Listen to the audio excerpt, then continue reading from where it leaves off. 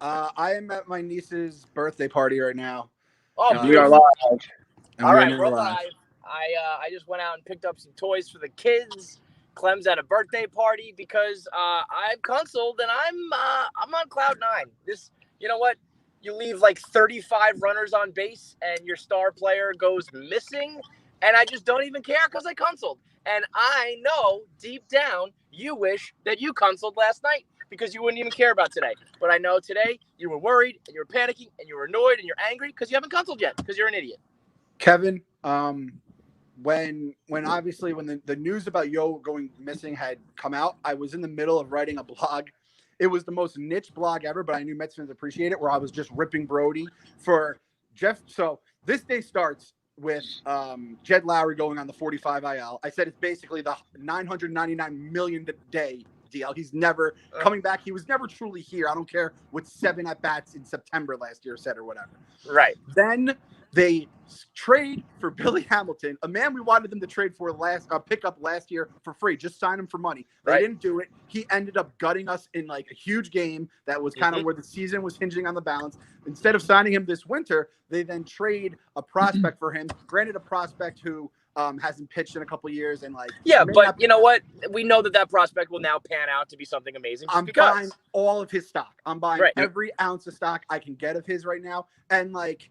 Let's just remember, like they DFA'd him and they had to trade him basically. But for everyone who was telling me where are the Mets, like when the Mets traded guys, where are they on the prospect list? This guy was 14. So like, there's your fucking number for all the people, all the pro Brody people. Which if there's anyone left right now, I don't even know what to do. So that's kind of where we got the day started before the craziness with Yo. Which I mean, we still don't know what happened. We're hoping he's all right. It sounds like now the latest rumor is that he opted out, and whether or not they told the team. That makes sense to me. I know that idiot Bob Nightingale said no, but like I'm gonna believe him. I don't give a shit about Bob. That's almost a guarantee that that's exactly what he did do.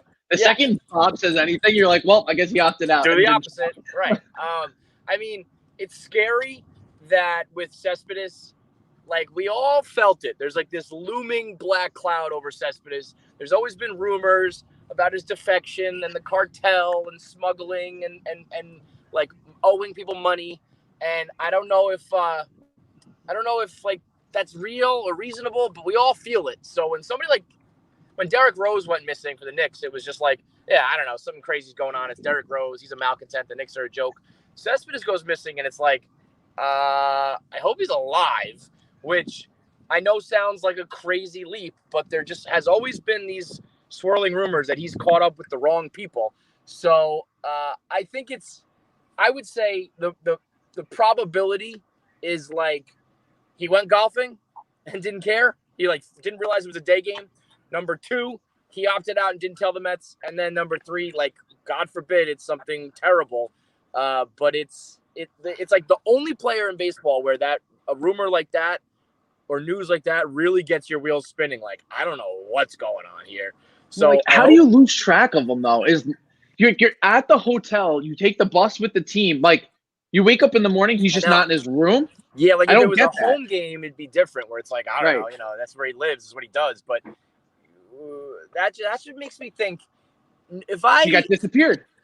Well, I mean, he's either like vacuum repairman, he's disappeared, or couldn't you see Cespedes like I remember many years ago, Feidelberg slept through the kickball tournament in Chicago, and he was like so like freaking out about it, embarrassed by it. He almost said he just went to the airport, got on a plane, went back to Boston, and just quit Barstool Sports. He was that like embarrassed to bring it up to Dave.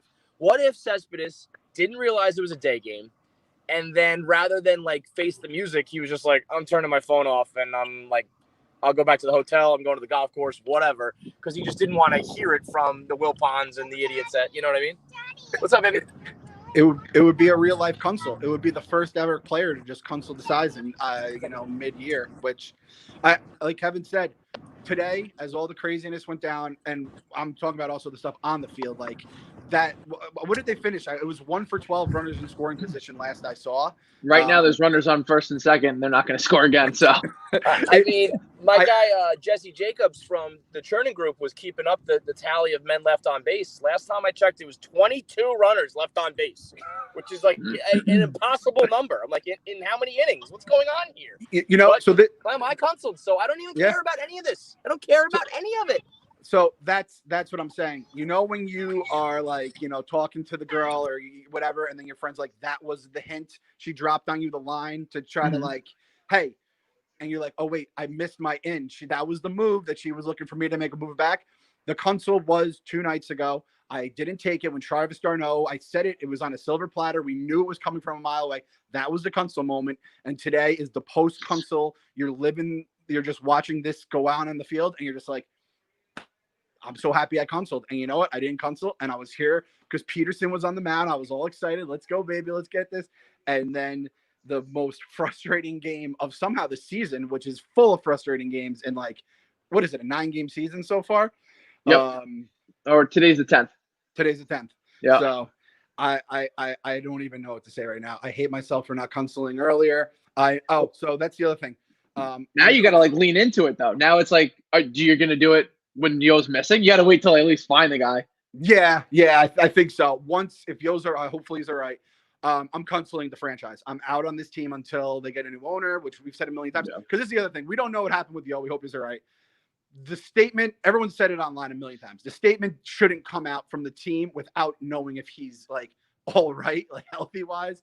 And then you can't then have another statement saying, oh, but we're pretty sure he's safe. So then it's like, which one is it? Do you know he's safe? Is he not safe? Were you doing this to try to make him look bad? Is he opting out and you were trying to win the narrative? Because again, we've seen basically all these plays from the Mets and they've all just flopped on their face. So we're trying to figure out what happens along the way, whatever it is, whether, you know, people are blaming Brody, people are blaming the Wilpons. It could be both. They're both very like, they try to make their move through the media. They try to like spin their webs. No matter who it is, I am so done with it. I am done with the franchise until this is the question though, Kyle. I don't know if I'm done until Uncle Stevie takes over or just a new ownership group. Cause I don't want to like it feels like Stevie or bust, but I can't just be like, I'm not gonna be a Mets fan because I don't like the owners as much as Stevie, whether it's those idiots Harris and Blitzer, whether it's the Rapoli group. I don't know if I could just be like, I won't be happy with those guys, but at the same time, it's better than it's better than the shit show that's currently going on. Like, we can't find players, we can't put a winning product on the field. Like, they have to do something at this point, Clem. Chili Davis, I love the guy, but he's not there. So what are they doing at this point? Like, they are not coming through in the clutch moments. Hitting is clearly the problem. Alonso's broken. Shattered. His swing, his timing, it is so off. The sophomore slump's a real thing. Once you get enough tape on somebody, they've had an entire season to put together a game plan to now pitch to him, and you have to make the adjustment. You have to have some sort of idea going up there, and now he's just second guessing every single pitch. Yeah. So, and hey, if this is going to be, and I don't think he'll then have enough tape because then you make your adjustments and go back. He probably won't have enough to go back and make the adjustments to them. Yeah. If this season, whether it's 60 games or 60 more minutes, basically, until the season's over, because the Cardinals, it sounds like they're just in complete disarray right now. Yeah. For the Mets' point of view, I'm happy this is the season that we're just going to take these lumps in terms of like, you know, if Alonso stinks, the pitching is a complete jumble outside of DeGrom. The bullpen, like Edwin Diaz is like 105th on our list of worries, and he's an abject disaster right now. Yeah.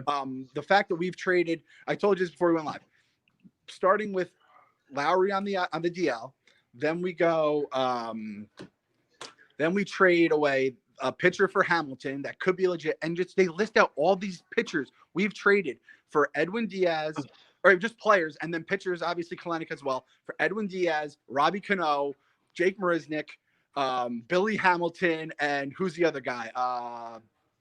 The guy, the Black Panther guy, the guy who was the Black Panther last year. The Black Panther. Yeah. From the zoo? In the zoo. Oh. Center fielder. I actually don't remember his name. Yeah. Anyway, that is blocked it out completely. There's a very long list of all we've traded for just those guys, and this is Brody Van Wagenen. Keon Broxton. Yeah. Brody Van Wagenen may be the worst general manager of our lifetime. When it all said and done, if you go like, it's like Gale Sayers, they say like in his like 6 seasons, he was so, or even Jim Brown, in his like whatever seasons, he was so great. He doesn't have the longevity of the other guys, but he just did so much damage in such a short time. Brody's the same as the Mets GM. He might be the worst Mets GM of all time. When you just it was supposed to be like the crown jewel, like his coming out. He must have begged the Wilpons, like, let me do one big move and like let's just see how that works out. And if it works out, then we'll continue on. And it is like the biggest implosion. If that's like the litmus test, I'm sure that they were just like, well, we're not giving you any more money to play around with now. Yep. You just traded away like $100,000 guys for the heaviest contract in like baseball history for somebody who doesn't produce. And you can also tell me that like, you know, Jeff had a hand in these moves too, because everything we've heard is how he meddles and everything. There's a chance Jeff Wilpon was the one who wanted to do the Diaz. I think Jeff is like Jerry Jones. Yes, exactly. And if Brody is kind of his puppet, and that's why he hired him over Heim or someone like that. I mean, because you know we see it with Heim Bloom in Boston, right? I'm sure he didn't be like, I want to trade that Mookie Betts guy, get him off of this roster. Right. I'm sure it came from ownership. Whether or not ownership was literally like, get us a closer and we'll take Cano. We can, you know, Brody loved him. Obviously, he was his agent. He probably feels like maybe he could have a rebirth here. I mean, I can't believe we're just always, it's like time is a flat circle. We're just talking about the Cano Diaz trade, but everything in his time to go along with like all of the PR disasters he had in like, it's not even a year and a half. It's like a year. And like, it's been like 2 weeks of a season and it's been a complete disaster. Today was as bad as it gets, in my opinion, between the game, the Yo News, which is still kind of up in the air. Hopefully he's all right. And then just like, I'm telling you, those Lowry and Billy Hamilton moves, they are so like, it all kind of blends together. When it rains, it pours. And when it pours, it becomes a tornado that turns into an earthquake that swallows us whole. And it just, I am consoled. I am so out of this. I just want to see it turn into a full-blown circus at this point and just laugh from afar. But that means like Brody's going to probably end up like trading more people, guys. Something bad's going to happen to like one of our guys. And it's like just a nightmare every single day. I cannot deal with this anymore. I cannot deal with this as a sports fan anymore. It's bad for my mental health. That's like, if you're Stroman and you're working your ass off to come back for a contract, good for you. Like, come get that money. But at the same time, I'm not rushing it back. Everyone's getting sick. The Cardinals, it sounded like they said Major League Baseball told the networks to have alternate programming ready for as early as tomorrow. So you're coming back to this? This is a disaster. You're going to come back, possibly ruin a big contract for you. He doesn't have to throw a single pitch this year, and some other team's going to pick him up. So yeah, if the players aren't even in it at this point and we continue losing, we're going to be out of it by the end of next month anyway. Just pack it up and go home and move on to the next thing. You're going to get the minor leaguers that you want, get them their time. And that's it. You just had to turn the page on the year. And then you just hope that we get Stevie by the halfway point. Uncle Stevie is coming. The season is fraudulent anyway. That's honestly the only thing we have right now. But the thing is, that is the only thing we have. But it is, even if the Mets were undefeated right now, it would still be the most important thing in our lives right now. Yeah. Uncle Stevie is coming. The season is fraudulent anyway. It's a joke of a season. Like, I want a parade anyway. 24 hours. What? I'll do a parade. I want a parade for Stevie. We'll just take a walk down the, what is it? Canyon of Champions. We'll just walk it. And any Mets fans that want to join. It'll be 6 feet apart. We'll still serve the punch of the cake. We could all throw a little confetti on our heads. I'm kind of torn about what kind of alcohol we would use in a parade like this. Do we do beer? Do we do champagne? We're talking about Uncle Stevie, Kevin. If we have a parade. I was going to say, I come back to parade talk. What happened in the last 5 minutes? I think anything that's celebrating Steve Cohen needs to be high society. So I think like Dom Perignon, Cristal, we can't be doing cake and punch. We got to be doing like, we'll talk to Large. We'll get some like escargot and some, fancy champagne, like high-end vodka. I like that. Gentleman's Friday followed by a trip down to Heroes. Breaking news. Cespedes has been found. He's healthy and he has opted out. So Bob Nightingale and everybody who was like, Bob Nightingale already refuted this. Nope. I mean, honestly, that is like, it doesn't matter because I think we saw what Cespedes looks like. You know what I mean? Like, but how crazy in a contract year? Yeah. Like what? I think there's got to be like, they wanted to get Dom Smith in the DH role. Like, hey, dude, like, we're going to bring this guy along. You're not going to get as many at-bats. No. And he's like, this is going to hurt my stock. Total sense for us, for the Mets to want to do that. Yeah. But, I mean, everyone kept saying, well, it's Cespedes in a contract year. And that's when that's guys like him, they play hard for their money. I mean, he might not get another, like he'll get a look somewhere, but he's never going to get a big contract now. No, wow. Yeah, and that was the plan all along, or do you think that like he screwed something up and he was already kind of on the fence and he just said, "Fuck it, let's opt out"? That's where this gets interesting, in my opinion, because again, Brody and the Wilpons, it's always been like, let's bury, like they try to bury these guys through the media. If Yo honestly was doing this and they tried to shame him, that I said this before. I don't know if you were still on. That statement should have never come out. The first statement should have never come out. Once the second statement, they're like, we don't believe he's in danger. It's like, well, then why did you release the first? It's right. I could be wrong too. I'm pretty sure Brody just said that he learned late last night that he's opting out. So then why are you even putting out the thing in the first? Then you knew exactly what was going on. Like even if you didn't quote unquote know where he was, you could have said during the game. During the game. Still, right. During the game. Okay. All right. I mean, listen. It's not a thing because he wasn't going to be a good player anyway. But if there's just more of a sign that, like, you know, everyone else who opted out, I feel like there was a statement. It was done at the right time. Everybody kind of embraced it. We're the only team who's having guys opt out, like, you know, in a chaotic manner. You know what, though? Guess what? I don't care. I don't care, Clem. I bet you care. I did. Clem. Hey, listen, right now. No, listen to me, Harry. You fucking. No, you listen to me. No, you listen to me. I canceled. I'm out. I canceled the franchise. I'm out until Steve Cohen takes over this team. Wait, when did this just happen right now? It will happen when you left like a coward. Oh, okay. You didn't even make it like a big grand statement.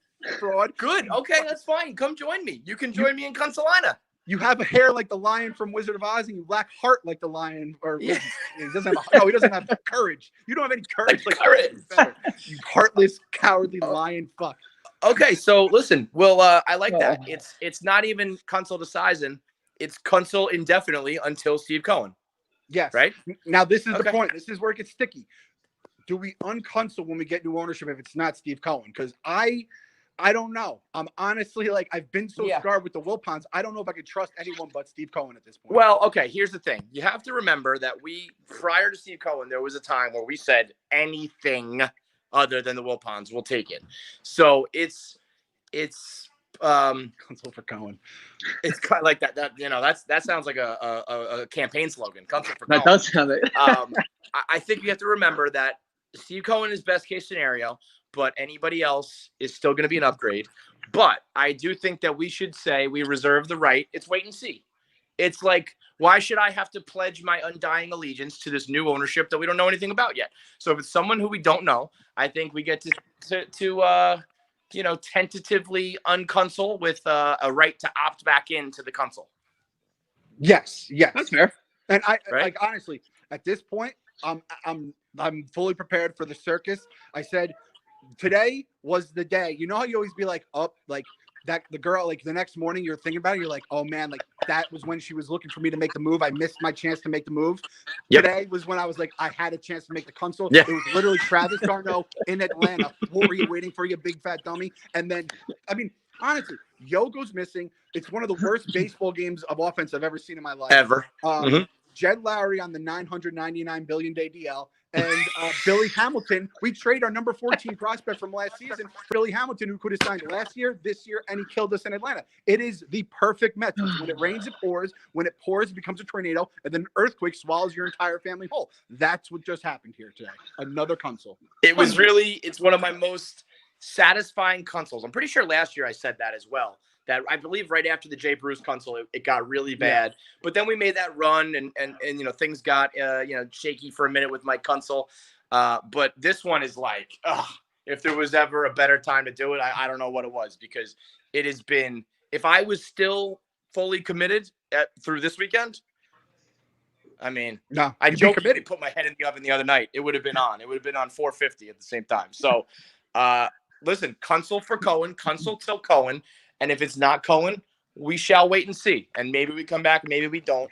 But honestly, it's truly over now, because I think it was going to be over what we thought he was. But now it's not even an option. Yep. I mean, I wanted to say this now that we know he's all right. Yoenis Cespedes' 5 years in Flushing is the most unbelievable roller coaster ride, I think, for any athlete ever. from 2015, becomes Babe Ruth, World Series. Then he misplays that ball in center field, lose the World Series in 5 games. I'm not blaming him for the whole series, obviously. Right. But then comes back 16, whatever. Then gets hurt, wild boar, non-horse, back to this, then goes missing. People think he's dead for like 2 hours, opts out during a pandemic in a contract year loaded with incentives. And now he is, gone. Unless Uncle Stevie comes in and kind of gives him the scholarship. No shot. No chance. No chance. And the fact that we even re-signed him in the first place, it was like he forced the Wilpons' hands by taking a discount because he wanted to stay. And then that's how you go out. That's how people are going to remember you. Yeah. I don't really. 15 alone was enough for me for the memories. Like anything after that, I don't even care about. But to do it the way he just did it, and to put out all the hype videos, and he crushes a home run on the first on the opening day, it's just like, who had the over under? Who? Oh yeah, he still has more home runs than Pete though. If the season ends tomorrow, Yo leads the team in home runs, and he opted out of the season. That's unbelievable. Unbelievable. Oh my god! Not even he didn't even make it 10 games. He didn't even make it double digits. Nope. And Brody looks like he's aging worse than presidents do at this point. He looks tired. He's in blogger years. Mets years. We talk about blogger years all the time at Barstool. Mets years is just up there with presidents years and Barstool blog years. So, an unforgettable day. Brody is. Yo is kind of like when you say Yoenis Cespedes to me in 5 years, 10 years, 20 years. It will have a good feeling in my stomach at first. Right. And I'll remember all those memories because, 15, you cannot. It was a storybook until it became a nightmare.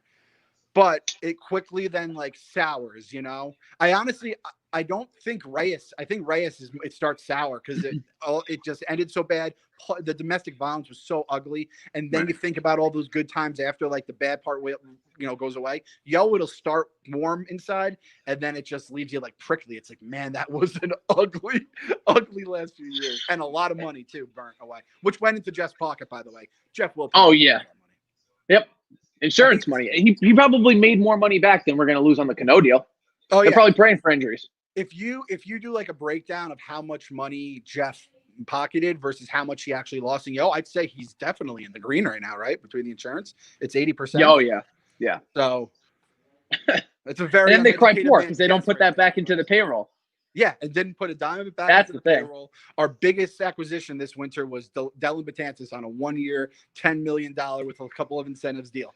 Unbelievable. And a team that was, going for it, come and get us. You heard all the quotes from Brody, all the empty quotes, snake oil salesman, fake agent, worst GM in Mets history. I'm just going to leave it at that. And I'm canceled until we get a new owner. All right, but what are you, Kyle? Don't tell me you're still going. Don't tell me. I can't now. I can't just ride the coattails. I got to wait for something else to happen.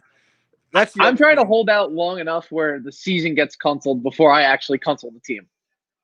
I think it'll be a very poetic end to the Wilpon era if the MLB season gets canceled and then they get nothing out of it. That's fair. I'll take that. I'll be honest with you. When it all went down on Friday, I didn't want to do it. I wanted to kind of hold out hope. I wanted to see if they turned around. I also wanted to make it till at least Monday because it sounded like Monday might be the whole season getting canceled. I couldn't do it though. Today was all Madden of all Madden for all Mets days. It just hurts so bad because we waited for baseball to come back for so long, and this is the kind of stuff that we're dealing with. Yeah, you're telling me I had to sit inside for months on end with no baseball, not go to any baseball games, and then you come back and this is the product that we get. We don't score any runs. Our starting pitching is a disaster. The bullpen is hit or miss, to put it nicely. It's just sad. It's just sad at this point. The bullpen might be worse than it was last. It's a very small sample size, but I feel we had our highs and our lows with them, but you blow. We already blew it a massive lead. Diaz, we had 2 blown saves. And and again, a lot of it's the rest and the way it goes, but you just need to figure out. You have to patchwork a bullpen together. A little bit might have fallen on Rojas, but it was this is just as bad a season, pound for pound, as any other Mets season ever, which is pretty crazy when you think about it. And like you said, you wait for it. That makes it hurt even more. You waited for it. You were convincing yourself if Yo's, motivated and Pete does what he does again, McNeil being at one position, and you kind of just look at that lineup. And obviously Syndergaard and then Stroman fell along the way, but Yeah. This is a doozy, man. And that's all we can say about that. I'm not saying it, by the way. You can sign off. I'm not saying it. I'm done with that. I'm done. You're done with the believing? Someone said we should change the name of the podcast to Stop Fucking Believing. All right. Well, Clem's out. Console for Cohen. Yep. And until baseball gets canceled, gotta believe. You idiot.